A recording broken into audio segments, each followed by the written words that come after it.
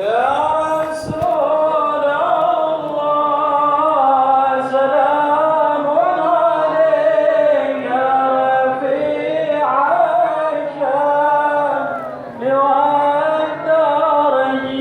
Pada guru kita Al-Habib Ahmad bin Naufal bin Salim bin Ahmad bin Jindan, dan nanti akan ditutup oleh bicara terakhir kita Al-Habib Mustafa bin Abdullah Idrus. Pada Al-Habib Ahmad waktu dipersilakan. Assalamualaikum warahmatullahi wabarakatuh.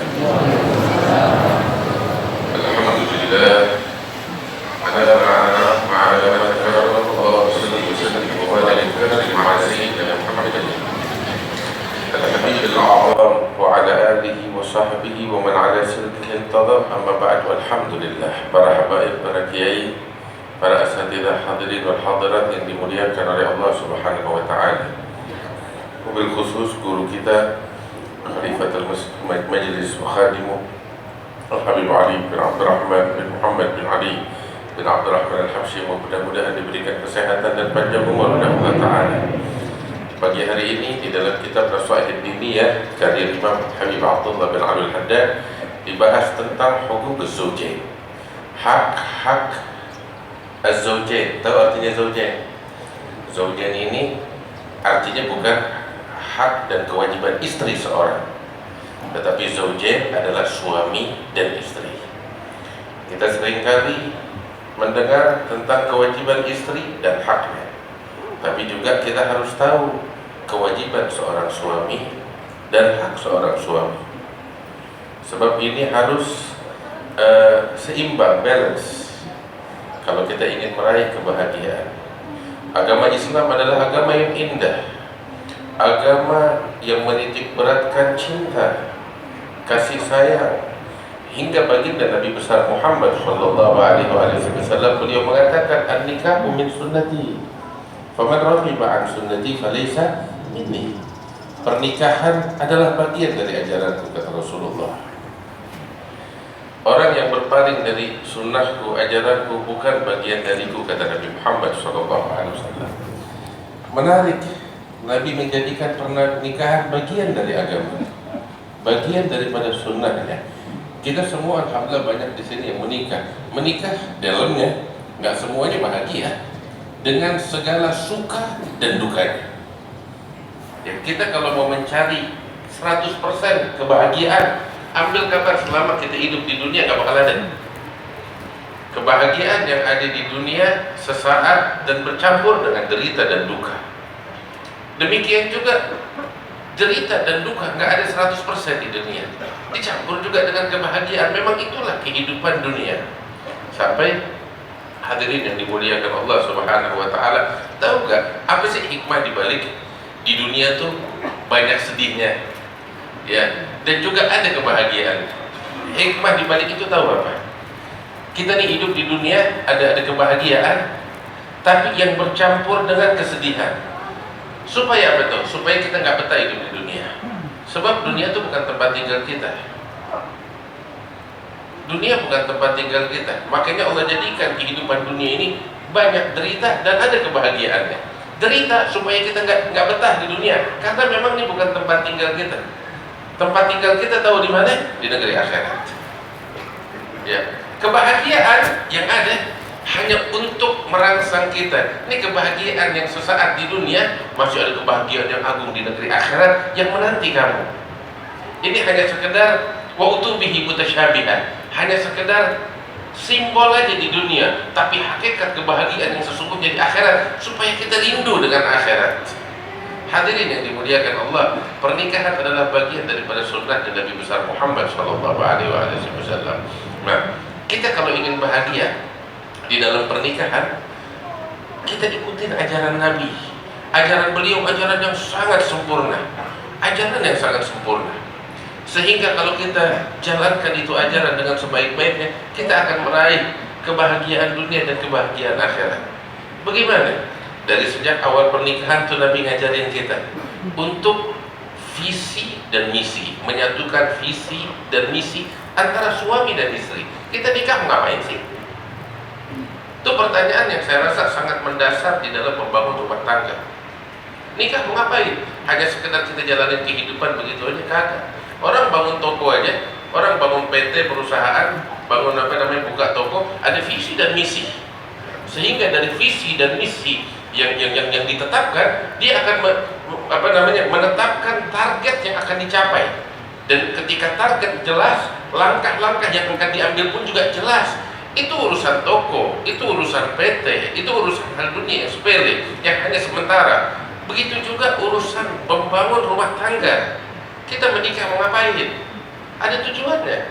Ada visi dan misi antara suami dan istri yang harus ditentukan, yang harus disepakati, sehingga ketika visi dan misi itu jelas, ada target yang bisa dicapai oleh suami dan istri, sehingga langkah-langkah yang diambil pun langkah-langkah yang tepat untuk mencapai target tersebut, sehingga hidup juga bahagia sesuai dengan aturan, sesuai dengan khutbah perencanaan yang direncanakan.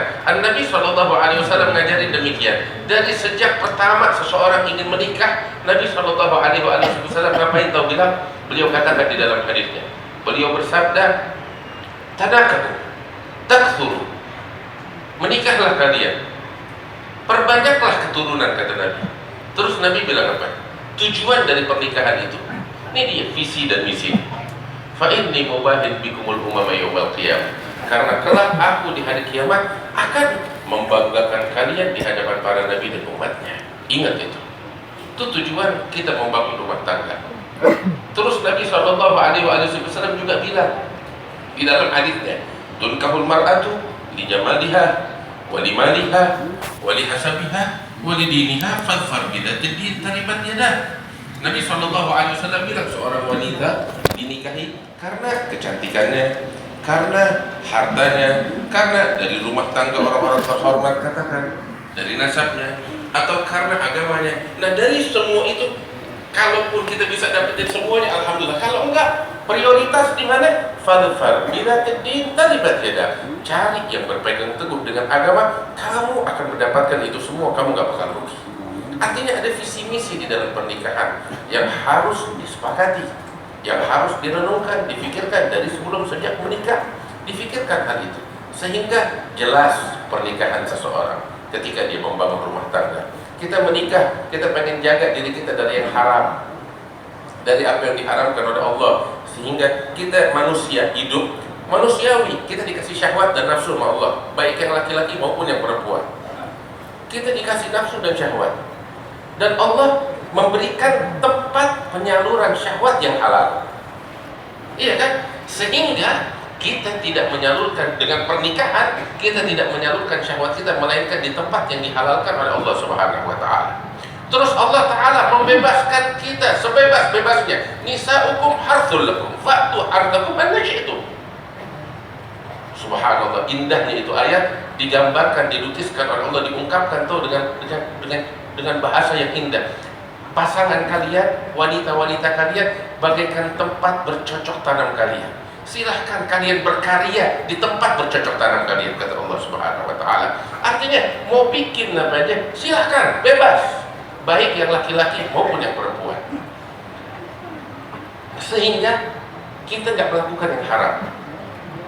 Kita nggak melakukan yang haram. Maka itu Nabi menganjurkan kepada wanita-wanita untuk berdandan pada suaminya, sehingga suaminya nggak melihat yang haram, sehingga suaminya nggak menoleh kepada yang haram. Dianjurkan dan pahalanya besar. Sampai Nabi SAW itu ketika didatangi oleh seorang wanita, mewakili wanita-wanita yang lain. Ini wanita bilang, ya Rasulullah, saya wakil dari wanita-wanita di belakang saya. Silahkan mau bicara apa? Saya ingin menyampaikan, engkau ini diutus oleh Allah bukan untuk laki-laki saja, tetapi engkau diutus oleh Allah untuk laki-laki dan perempuan, untuk alam semesta. Nah, cuma laki-laki di sini mereka dapat pahala jihad, mereka dapat pahala sholat Jumat, mereka dapat pahala ini dan itu. Yang kita perempuan nggak bisa dapetin itu. Lantas bagaimana kita bisa persaingan yang sehat dengan laki-laki untuk menggapai ridha Allah? Nabi dengar gitu bangga sampai bilang kepada sahabatnya, apakah ada dari kalian yang pernah mendapati ungkapan seorang wanita yang lebih cerdas daripada ini? Kata Nabi Muhammad SAW. Nabi membanggakannya. Sampai akhirnya Nabi bilang, inna husna taba'uli ihda kunna li zawjiha ya'dilu dzalika kulli. Masya Allah. dengan bahasa yang begitu indah dari Rasulullah SAW, yang saya rasa terjemahan yang ada pun tidak bisa mengungkapkan arti yang sebenarnya dari ungkapan Rasulullah yang indah itu. Beliau katakan, inna husna taba'uli ihdakunna li zawjiha ya'ni bidzalika kulli. Sesungguhnya husna taba'ul, at-taba'ul itu bagaimana dia menservis suaminya, diservis dalam segala hal. Dia berkreasi. Tafannun, apa bahasa tafannun itu, betul-betul ahli di dalam menservis suaminya. Dia bikin suaminya bahagia. Itu pahalanya lebih dari pahala jihad, lebih dari pahala yang diraih hanya oleh orang-orang laki, kata Nabi Muhammad SAW. Itu dia. Tapi juga satu hal yang penting, bapak-bapak, kita pengen istri kita cantik kan? Iya kan? Setuju, kita pengen istri kita cantik. Modal. Benar, betul gak ibu? Coba diangkat jempol. Kita pengen bini kita cantik, tapi gak dimodalin. Begitu bini kita gak cantik, kita keluh. Modal, kasih duit untuk salon. Ya, senang ibu-ibu.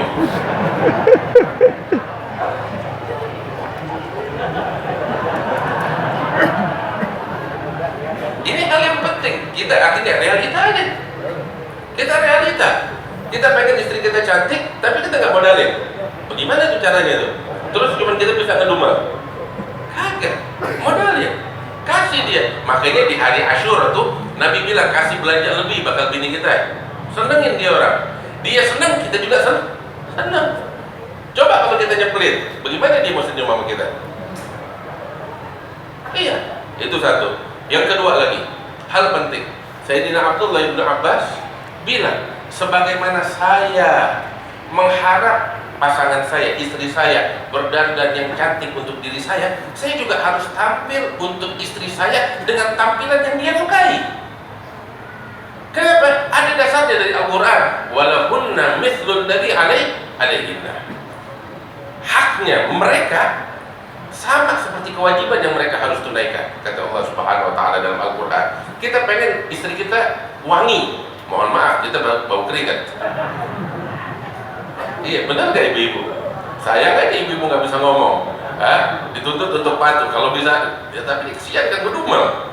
Sedangkan itu bagian dari agama Islam. Nabi gak pernah bau. Nabi wangi. Nabi yang terbaik, bahkan istri-istrinya. Sampai beliau katakan, khairukum li ahli. Wa ana khairukum li ahli. Yang terbaik di antara kalian adalah yang terbaik untuk keluarganya, untuk istrinya, dan aku adalah yang terbaik dari kalian untuk istri-istriku, kata Nabi Muhammad SAW. Itu Nabi ngajarin gitu. Bapak-bapak pengen dimanja sama istrinya, pernah gak manjain istrinya benar? Iya, Nabi ngajarin kita begitu. Sampai seorang Nabi Muhammad yang agung SAW, beliau tahu apa? Balapan lari sama Aisyah. Balapan lari sama Aisyah. Dia manjain Sayyidatuna Aisyah. Beliau manjakan Sayyidatuna Aisyah. Enggak cuma Aisyah, yang lain-lainnya juga begitu. Yang lain-lainnya begitu. Sama Sayyidatuna Sofia, istri Rasulullah SAW. Bagaimana Rasulullah memanjakannya, dibelain sama Nabi, dihibur hatinya oleh Rasulullah SAW. Nabi mendukung mereka. Terus tuh dari istri-istrinya Rasulullah, Nabi menikah begitu banyak. Apakah sekedar syahwat? Kagak. Kalau kita pelajari, kita akan dapetin istimewa sosok Nabi Muhammad SAW. Itu keberagaman daripada istrinya itu yang banyak. Mereka semuanya punya latar belakang yang beragam dan berbeda. Punya latar belakang yang beragam dan berbeda. Dan semuanya didukung oleh Rasulullah SAW. Sayyidatuna Aisyah contohnya sebagai seorang wanita alimah, didukung sebagai ustazah. Ada lagi Hafsah, seorang ahli ibadah yang selalu puasa, yang selalu bangun malam, didukung oleh Rasulullah SAW. Begitu seharusnya seorang istri. Ada lagi Sayyidatuna Zainab. Sayyidatuna Zainab bintil Harith. Beliau ini seorang tangannya itu bagus, pengrajin, dan didukung oleh Nabi Muhammad SAW. Sayyidatuna Khadijah, seorang wanita businesswoman paling kaya dan bisnisnya maju di kota Mekah saat itu, didukung oleh Rasulullah SAW. Artinya jangan cuma kita sekedar nuntut kewajiban dari seorang wanita, istri-istri kita, tapi juga kita tunaikan kewajiban kita. Jadi yang terbaik untuk istri-istri kita dan anak-anak kita, sehingga kita meraih kebahagiaan sinkron, balance, ya seimbang antara kita menuntut kewajiban dan juga kita menunaikan hak. Inilah yang diajarkan oleh Nabi besar Muhammad SAW, dan insya Allah dengan demikian kita akan meraih kebahagiaan dari Allah Subhanahu wa Ta'ala di dunia dan di akhirat, ya Rabbal Alamin. Mungkin ini sedikit yang bisa saya sampaikan, mudah-mudahan membawa manfaat untuk kita sekalian. Lebih kurangnya mohon maaf. Assalamualaikum warahmatullahi wabarakatuh. Ini marilah kita ikuti dan lanjutkan nasihat yang disampaikan oleh pembicara terakhir kita dengan hormat kepada Al-Habib Mustafa bin Abdullah Al-Idrus. Kepada Al-Habib Mustafa, waktu dipersilahkan. Assalamualaikum warahmatullahi wabarakatuh. Alhamdulillah Fatir as-samawat, ashhadu an la ilaha illallah wahdahu la sharika lah, wa ashhadu anna sayyidana Muhammadan abduhu wa rasul. Allahumma salli wa sallim wa barik lana ala habibina wa syafi'ina maulana sayyidina Muhammad وعلى أهل بيت الطيبين الطاهرين وأصحابه المجاهدين. فقال الله تعالى في القرآن العظيم وهو أصدق القائلين: بسم الله الرحمن الرحيم إن عدة الشهور عند الله 12 شهرا في كتاب الله يوم خلق السماوات والأرض منها 4 حروف. Sadaqallahul aliyyil azim wa sadaqa ala lisan sayyidil mursalin wa ja'alana ya Allah minal qawmil mu'minina wasyakirin walhamdulillahi rabbil. Yang sama-sama kita hormati Khalifatul Majlis akhina fillah Al-Habib Ali bin Abdurrahman bin Muhammad bin Ali bin Abdurrahman bin Abdullah Al-Hashim Allah bihayati, dan juga para habaib yang hadir saat ini, para ajengan, kiai, ustaz, ustazah, al-muslimina wal muslimat wal mu'minina wal mu'minat rahimakumullah. Kita ini sekarang masuk di tanggal 12 Muharram. Kemarin tadi Al-Habib Ali banyak berbicara tentang Muharram.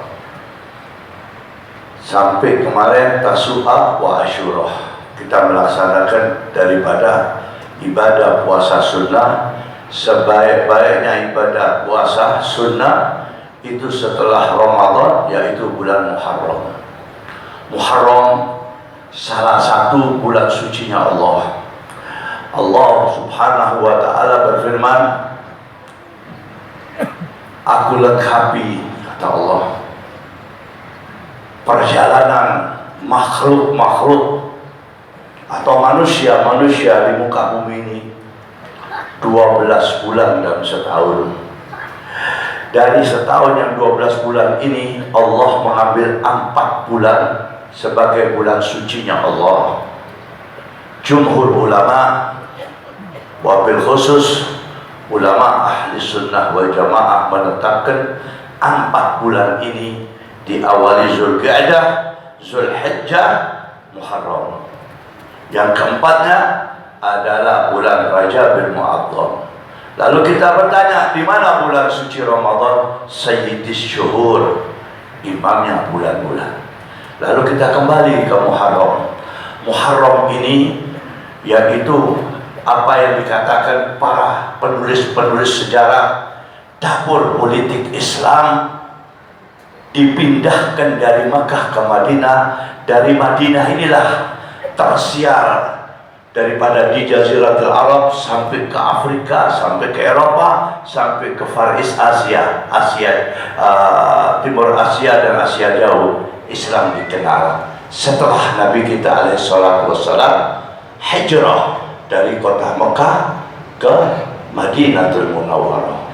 Rasulullah SAW sudah dinyatakan oleh Allah, Allah Subhanahu wa Ta'ala berfirman tentang kota Mekah. Bismillahirrahmanirrahim. La uqsimu bihadzal balad. Allah bersumpah tentang kota Mekah. Wa anta hillun bihadzal balad. Wa walidin wa ma walad. Engkau tinggal di kota Mekah ini, kota yang aku sucikan, dan engkau dari masa kanak-kanak sampai dewasa sampai seterusnya. Tetapi ada sesuatu hal yang Rasulullah harus pindah dari kota Mekah ke Madinatul Munawwarah karena orang-orang musyrikin Quraisy sudah gak kuat melihat Rasulullah. Ekspansinya Islam di kota Mekah, hampir setiap hari suku-suku Badui di gunung-gunung itu turun ke Mekah berbaiat kepada Rasulullah. Lalu mereka memutuskan tidak ada jalan lain kecuali Muhammad dibunuh di tempat tidurnya. Sampai begitu dilaksanakan oleh mereka. Jibril memberitahu kepada Rasulullah alaihissalam agar malam ini beliau keluar dari kota Mekah, dan mereka bersiap-siap untuk membunuh Nabi di tempat tidurnya Nabi. Subhanallah. Setelah Sayyidina Jibril memberitahu Rasulullah SAW, Rasulullah datang ke sepanjang Sayyidina Abu Bakar Siddiq supaya disiapkan 2 unta. Lalu Sayyidina Abu Bakar bertanya, yang satu untuk siapa ya Rasulullah? Engkau bersamaku. Tahu Sayyidina Abu Bakar bahwa Rasulullah itu akan dibunuh, tapi gembira Sayyidina Abu Bakar. Dirangkul Nabi, dicium tangan Nabi. Aku akan menemani engkau ya Rasulullah. Rasulullah balik mengambil anaknya Fatimah Zahra, dititipkan ke rumahnya Fatimah binti Asad. Rumahnya Abu Thalib, istrinya Abu Thalib itu namanya Fatimah binti Asad, ibunya Sayyidina Ali. Lalu memerintahkan kepada Ali, ya Ali, kau tidur di tempatmu. Sayyidina Ali tahu bahwa Rasulullah akan dibunuh. Ini peristiwa hijrah mengelus dada. Siapapun pecinta Rasulullah, bila sampai ke detik ini, mereka berhenti semua. Mereka mencucurkan air matanya. Sayyidina Ali setelah sholat Isya diminta untuk tidur di tempat tidurnya Sayyidina Rasulullah. Tahu Sayyidina Ali bahwa Rasulullah akan dibunuh, dan Rasulullah mengatakan kepada Sayyidina Ali, ya Ali, engkau tidur di tempat pembaringanku. Dikeluarkan roti surban hijau buatan Yaman, diselimutkan kepada Sayyidina Ali, dan Rasulullah berdoa. Lalu Rasulullah di tengah rumah dan berdoa. Jibril memberitahu kepada Rasulullah, ya Rasulullah, ikhtiar. Apa kata Nabi? Rumahku sudah disteling 22 pemuda musyrikin Quraisy. Setiap pemuda itu membawa senjata. Bagaimana? Aku harus ikhtiar. Iqra surat Yasin min Al-Quran Al-Azim. Baca surat Yasin. Ini gambaran buat kita. Ada apapun, jangan lepas daripada Al-Quran. Ini mukjizat yang didapatkan oleh Rasulullah dari Allah SWT, diteruskan kepada umat. Pegang Quran. Setelah Rasulullah SAW membaca Al-Quran, surat Yasin, belum sampai pertengahan surat Yasin, Rasulullah berjalan sambil membuka bimu'jizatil Quran wa ala lisan sayyidil mursalin. Dibuka itu pintu, 22 pemuda tertidur semuanya. Rasulullah meneruskan sampai penghujung kota Mekah. Sudah ada Sayyidina Abu Bakar Siddiq, dan Rasulullah menaiki untanya. Yang membawa ini unta putrinya Abu Bakar yang bernama Asma. Dan Asma pada saat itu hamil hampir 8 bulan. Seorang wanita yang pertama kali hamil membawa unta 2 di tengah malam hari. Perjuangan. Subhanallah. Rasulullah jalan langsung ke Gua Hira. tinggal Ali. Tidak lama mereka masuk. Begitu dibuka, ternyata Ali. Dan setelah 3 malam di Gua Hira, malam keempatnya Rasulullah SAW meninggalkan kota Mekah. Waktu dia turun dari Gua Hira, ini bumi menangis semuanya. Bagaimana? Rasulullah mengatakan, aku cinta ini. Di sini aku lahir, di sini masa mudaku, di sini aku menikah, dan di sini pula aku mendapatkan turunan. Tetapi ahlah, penghuni-penghuni kota Mekah tidak suka kepada aku dan akan membunuh aku. Rasulullah SAW berangkat di malam hari, di siang hari itu. Ma'asyiral muslimin, ini terjadi di bulan Muharram. Salah satu peristiwa besar yaitu hijrah Nabi. Sebelum itu, para nabi-nabi banyak dibantu oleh Allah Subhanahu wa taala peristiwa-peristiwa di zaman mereka. Seperti Sayyidina Ayyub disembuhkan oleh Allah di bulan Muharram. Musa wa Harun di belakang tentaranya Fir'aun akan membunuh Bani Israel yang dipimpin oleh Musa wa Harun. Allah SWT memberikan jalan keluar buat Bani Israel yang dipimpin oleh Musa wa Harun. Yakub, ayah daripada Sayyidina Yusuf, dibantu oleh Allah waktu dia mendapatkan baju. Ada yang mengatakan roti, tapi ada yang mengatakan baju. Sampai Sayyidina Yakub mengatakan, wajadtu bi rihil Yusuf, aku mencium baunya Yusuf. Ternyata bajunya. Begitu ditaruh di wajahnya, Sayyidina Yakub bisa melihat kembali. Pak, Bu, dengerin baik-baik. Semua para nabi-nabi itu yang mendapatkan toleransi dari Allah, dan Allah SWT memberikan daripada bantuan kepada mereka, semuanya dimulai doa dengan salawat kepada Sayyidina Muhammad. Ini biar tahu bagaimana agungnya ini salawat yang diawali pada saat itu dari Sayyidina Adam, diampuni oleh Allah karena beliau salawat bihaqi Muhammadin wa ali Muhammad, sampai kepada Nuh dan sampai kepada mereka-mereka di para nabi-nabi. Sayyidina Yakub begitu dia menerima, mendapatkan daripada ajaran daripada Sayyidina Jibril, sebelum dia berdoa, qul Allahumma shalli ala Muhammad wa ala ali Muhammad, semuanya para anbiya. Sayyidina Musa 7 kali memecahkan laut, sampai dia teriak 6 kali, ya Rabb.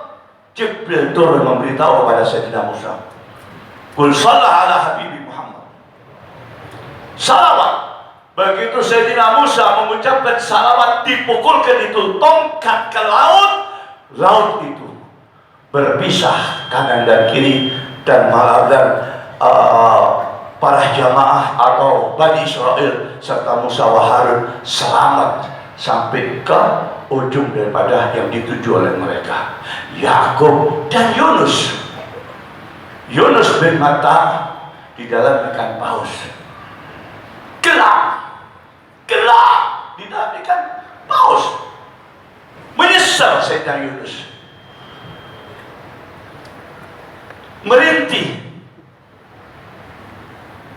Sayyidina Jibril memberitahu kepada Yunus, mintalah kepada Allah SWT sebelum kalimat la ilaha illa anta subhanaka inni kuntu minadh dhalimin diawali salawat, qul Allahumma shalli ala Muhammad wa ala ali Muhammad, baru membaca daripada mau permohonannya. Disitulah paus muntahkan Sayyidina Yunus. Ma'asyiral ikhwan rahimakumullah, ini tentang Muharram, tapi tentang saat ini.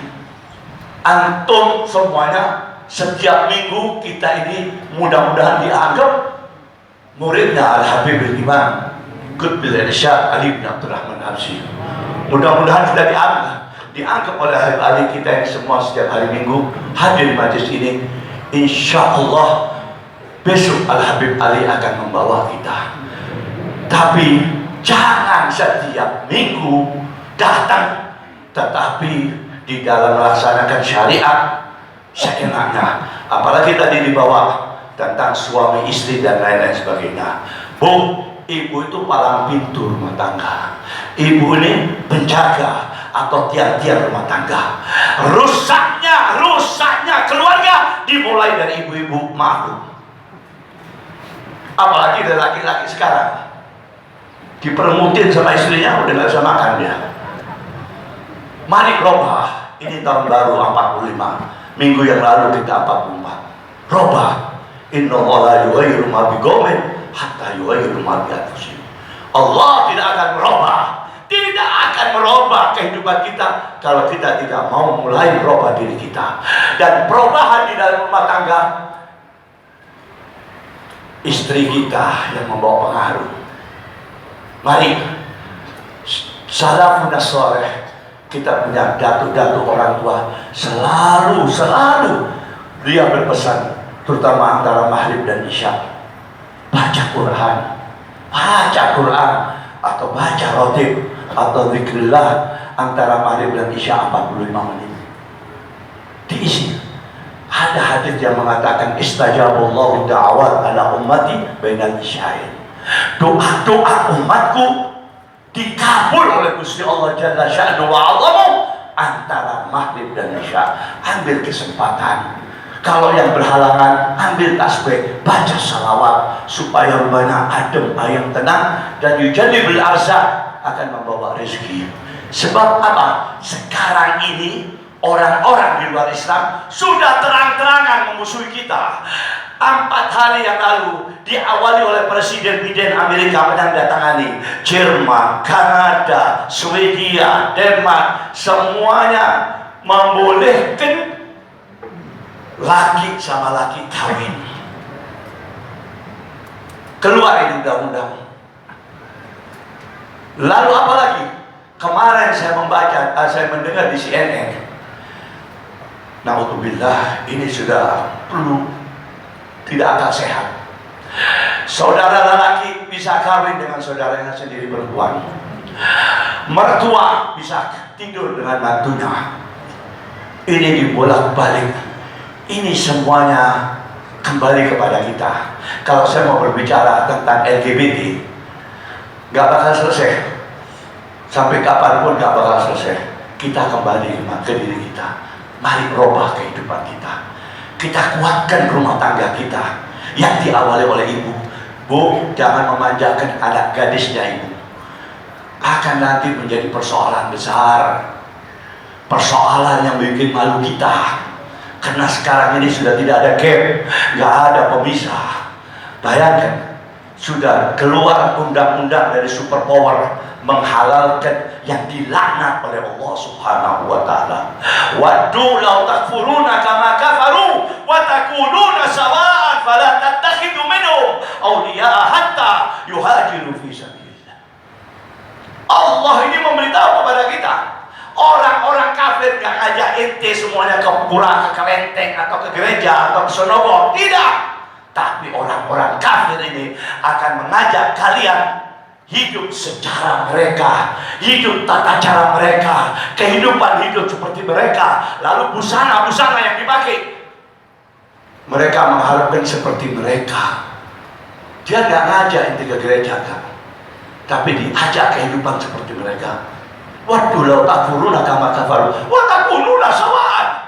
Oh, seperti yang seperti mereka, pakaiannya, hidupnya, segala macam. Fala tattakhidhu minhum awliya. Kata Allah, awas kalian, jangan memberikan rahasia-rahasia kalian kepada mereka, karena mereka akan khianat kepadanya sampai mereka kembali atau masuk ke dalam agamanya Allah Subhanahu wa taala. Lalu apa? Ini negara sekarang ikut-ikutan. Bulan depan akan ada satu band datang dari London. Itu band kita Kita suka mendengar dari film impor dan lain-lain sebagainya. Tapi yang ini bahaya, karena ini mempunyai misi. Misi apa? LGBT. Dia akan membawa daripada rombongan adalah daripada orang-orang yang dilaknat oleh Allah Subhanahu wa taala. Lalu apa? Seolah-olah ini negara tidak berpikir imbas daripada ini peristiwa. Pak, Bu, saya kasih tahu. Tsunami di Aceh, di NTB, dan di Palu. Ini yang nyata seperti ini. Di Palu, karena sudah belak-belakan cara hidup LGBT, laki sama laki, perempuan sama perempuan. Di tsunami di Aceh itu terkenal tempatnya pabriknya syuhada. Belum pernah terjadi tanggal 25 Desember menyanyikan haleluya malamnya. Lalu apa? Pesta pora di pantai laut. Di situ diturunkan musibah. Di NTB kita semua kenal bahwa di sana itu gelarnya 1000 masjid. Ternyata apa? Di desa Gili di situ,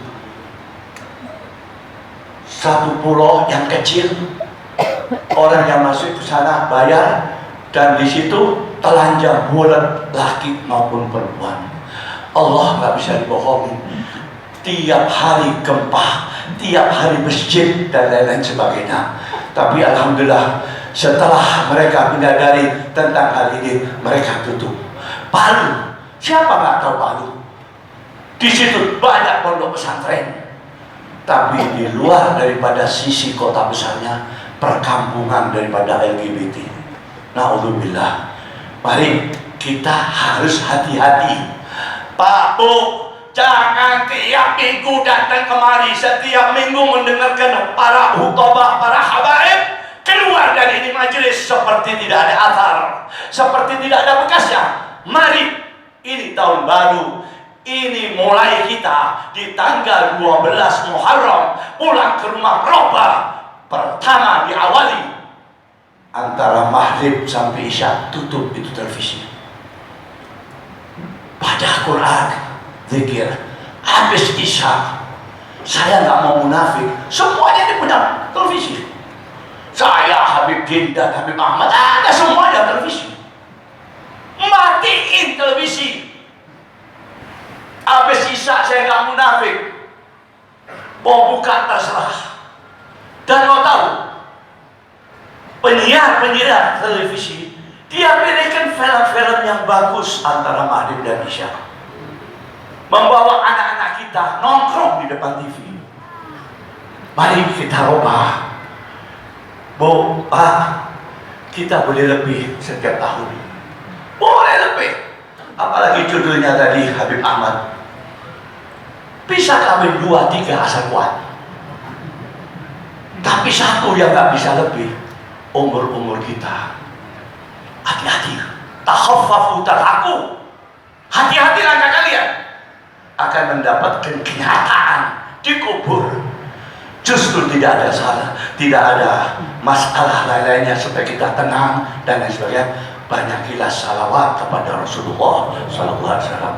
Kalau anbiya dikabulkan oleh Allah SWT, anbiya para nabi-nabi kadang diawali membaca salawat. Mari kita banyakilah salawat. Qul Allahumma sholli ala sayyidina Muhammad wa ala ali sayyidina. Agar barokah kita sekali aja bersama-sama. Allahumma sholli ala Muhammad wa ala ali sayyidina Muhammad. Allah salli ala sayyidina wa ala ali. Allahumma salli ala sayyidina Muhammad. Sebelum saya tutup, saya bawa hadis mutawatir, cukup pula. Man shalla alaiha wahidatan sallallahu alaihi asyara hasanah wa yamhu asyara sayyi'at wa rafa'allahu asyara. Kita sekali saja membaca salawat 3 hal langsung on the spot, saat itu juga diberi oleh Allah. Pertama, pahala 10. Kedua, dosa kita diambil 10. Sekali salawat gak cukup, diberi lagi oleh Allah, diangkat derajat kehidupan kita 10. Itu sekali. Lalu ada hadis lagi daripada Imam Ali, kullu du'ain mahjub dunas sama fa idza ja'at as-salat wa 'alayya sa'idat doa. Setiap doa yang kita minta tanpa diawali atau tanpa diakhiri salawat kepada Rasulullah Rahmah alaihi salatu wassalam tidak diterima kecuali diawali, baru dibuka permohonan kita, permintaan kita.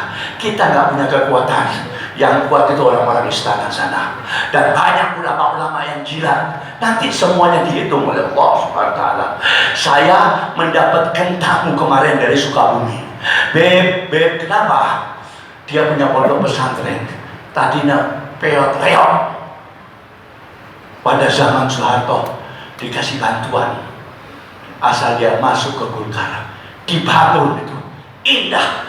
Begitu selesai itu pondok pesantren, muridnya setiap minggu pulang sampai bangkrut itu pondok pesantren. Ya Allah, karena duitnya duit haram mungkin nggak tahu. Mari kita nggak usah repot urusan orang, urusan diri kita sama keluarga kita. Selamatkan tadi baidawi membawa ku anfusakum wa ahlikum nar. Jangan dibaca, diartikan. Ku dirimu, anfusakum keluargamu. Jadi Allah itu tidak menyuruh keluarga kita, diri kita dulu. Ku anfusakum wa ahlikum nar. Mari selamatkan supaya kita dapat barokah. Tiap minggu kita datang, yakni membaca kitab dan lain sebagainya. Dan semuanya para aulia ini belum pernah tidak menginjakkan kakinya. Setiap minggu dikumpul di sini. Ini sirril asrar daripada sahibil maqam al-imam Qutbil Irsyad Ali bin Abdul Rahman Al-Habsyi. Mudah-mudahan kita dapat barakatuh. Allahumma anfa'na bi barakatihi wa asrarihi wa anwarihi wa ulumihi wa nafahatihi fid din wa dunya wal akhirah. Dan saya ingin mengundang bapak-bapak ibu-ibu. Besok tanggal 5 September pembukaan majelis saya. Dan saya niat saya mau istighosah kubra untuk bangsa dan negara. Karena ini sudah menyangkut LGBT. Allah Subhanahu wa Ta'ala belum pernah menunda azab-azab di satu negeri yang mereka terang-terangan mengadakan daripada tentang LGBT. Saya lillahi ta'ala, saya takut al-bala'u ya'um, orang yang tidak berdosa kena imbasnya bencana dari Allah. Mari antum semuanya insya Allah dapat barokah dan karomah. Tiap hari istighosah di rumah Anda antara maghrib dan isya. Apalagi yang suka tahajud, robah umur kita sudah tua. Tahun sekarang ini sudah daripada 45 Hijriah 1445. Kalau antum tidak merubah, wallahu alam apa umur kita sampai ke tahun depan. Kalau sudah masuk kubur, selesai sudah. Hanya amal yang ditanya oleh Allah SWT. Alladzi khalaqal mauta wal hayata liyabluwakum ayyukum ahsanu amala. Saya akan mengalami, semuanya akan mengalami. Lalu apa yang kita bawa? Mari kita robah. Tahun 1445 agar Rasulullah gembira melihat kita, agar besok bisa bersama-sama daripada rombongan-rombongan Kanjeng Nabi alaihi salatu wassalam. Wabillahi taufiq wal hidayah. Wassalamualaikum warahmatullahi wabarakatuh. Jangan lupa diundang semuanya sama semua habaib yang ada di diundang. Saya undang lillahi ta'ala. Tanggal berapa? Tolong. Assalamualaikum warahmatullahi wabarakatuh. Guru kita Al-Habib Mustafa Abdullah Al-Idrus telah menyampaikan nasihat dan pesan penting buat kita semua.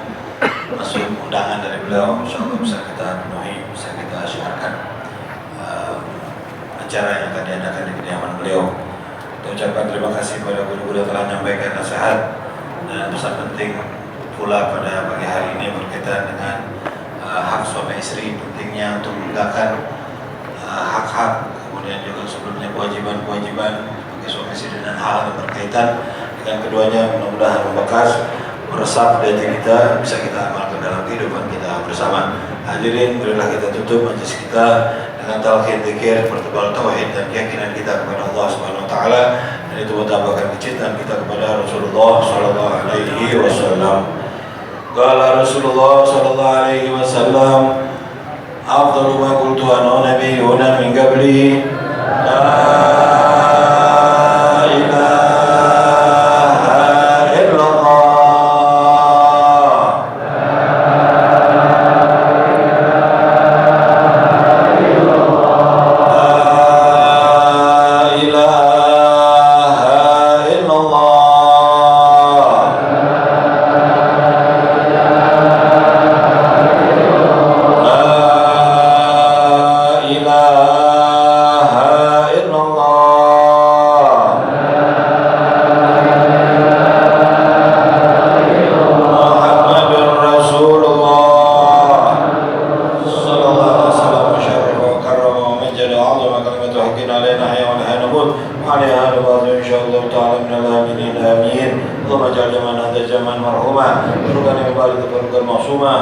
اجعل فينا ولا منا ولا مانع شيئا ولا معروما اللهم اهدنا من عندك وافض علينا من فضلك وانشر علينا من رحمتك انزل علينا من بركاتك وابسنا بسخطك وعافيتك وعلمنا وعافنا من لدنك علما نافعا متقبلا يا ذا الجلال والاكرام الفاتحه على الرحمن الرحيم بركة علينا بالقاسم سيدنا محمد لا أرواح آبائه وأموال من الأنبياء المرسلين وعلى روح سيدنا محمد محمد بن عيسى فقيه المقدم محمد بن علي بلاوي جميع ساداتنا على كعلوي وعلى روح خصوصا سبيل المقام الحضر سيدنا علي بن عبد الرحمن الحبشي وعلى أبي محمد بن علي بن عبد الرحمن الحبشي ووالد أبي عبد الرحمن بن محمد بن علي بن عبد الرحمن الحبشي وجودهم وفرهم وأزواجهم والمنتسبين إليهم ثم إلى روحهم